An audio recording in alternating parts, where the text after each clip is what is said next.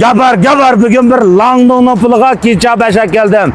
Bu kecha 5 bir yer soqilaq varmıdı, çatak varmıdı deb o'ylab qolmang ha. Mani daytman qilsangiz qo'lingizga pul ashidi. Daytman qilsangiz qo'lingizga pul ashidi. Pul ajoyib azal oldik, azal sotamiz. Mashina ulab qolsa bir qo'l gaz qo'yib bersa kim bo'ladi? Maninga daytman 40 ming ko'qish daytman tushidi, 40 ming ko'yning tigida 35 ming ko'yning tigida sotaman. İhtiyaç bağlı şaştırınlı şikayet sırva. Maşını birinci kol şikayet nöl çıkan ha. 130 neçimin kilometre yolmangan. Mani maşında yeni sıvağın şikayeti nöl boğan ha. Mani gaz koyup versekin buludu. Mani ayakta kilafkan, ayakta ötü aldığın aşağı bir tarafta göstersen ha. Maşıkları barmak gelgen. Mani ma bütün tunluk gelgen. Görürsünüz 138 bin kilometrini şişip yomangan. Ma kontrola ma bingor.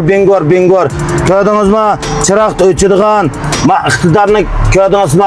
Maşında çoğun tunluk çıkan 135'den tigide. Gaz koyup verdi sağlam buludu. 35 bin koyunun tigide.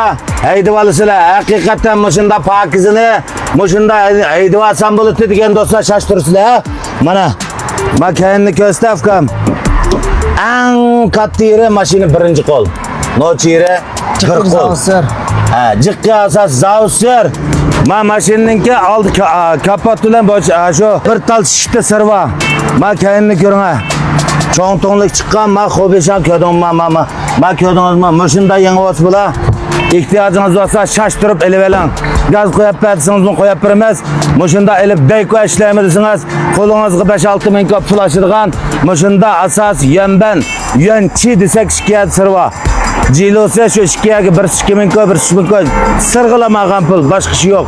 İhtiyacı bağlı 18 5'ten 9 41 72 ile alakasız hayır hoş.